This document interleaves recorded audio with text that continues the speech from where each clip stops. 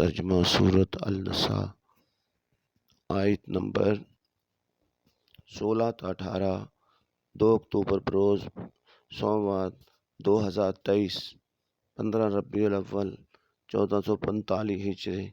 بسم اللہ الرحمن الرحیم۔ اور تم میں سے جو بھی کوئی بدکاری کا ارتکاب کرے تو ان دونوں کو ایذا پہنچاؤ، پھر اگر وہ توبہ کر لیں اور اپنی اصلاح کر لیں تو انہیں سزا دینے سے گریز کرو، بے شک اللہ بڑا توبہ قبول کرنے والا ہے، مہربان ہے۔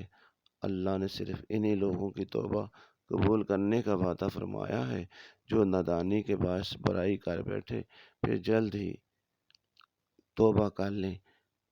بس اللہ ایسے لوگوں پر اپنی رحمت کے ساتھ رجوع فرمائے گا، اور اللہ بڑے علم بڑی حکمت والا ہے۔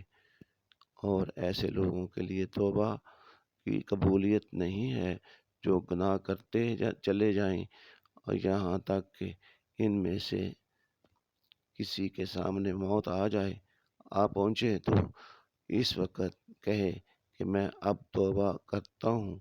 اور نہ ہی ایسے لوگوں کے لیے ہے جو کفر کی حالت میں مرے، ان کے لیے ہم نے دردناک عذاب تیار کر رکھا ہے۔ پیارے دوست ساتھیو، السلام علیکم ورحمۃ اللہ۔ میری دعا ہے کہ اللہ پاک آپ کو اور آپ کے اہل خانہ کو صحت والی زندگی عطا فرمائے۔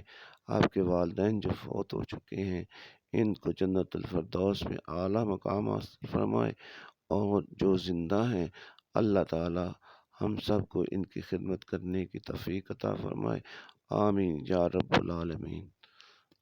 اپنی دعاؤں میں اس ناچیز کو بھی یاد رکھیے گا۔ بہت شکریہ۔